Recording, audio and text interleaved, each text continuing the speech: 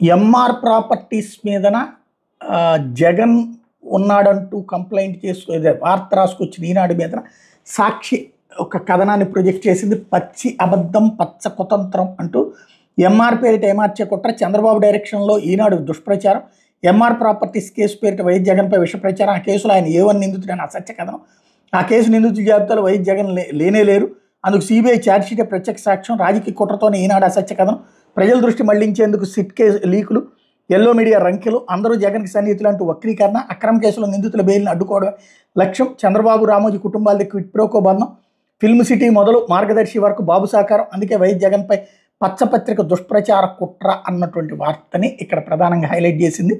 Very simple. అక్కడ ఏదైతే ఇప్పుడు లిక్కర్ కుంభకోణం కేసులో ఏదో ఒక విధంగా అంటే ఇంకా విచారణ జరుగుతుందని మ్యాజిస్ట్రేట్లు అనుకోవాలి, తద్వారా బెయిల్ ఇవ్వకుండా ఉండాలి.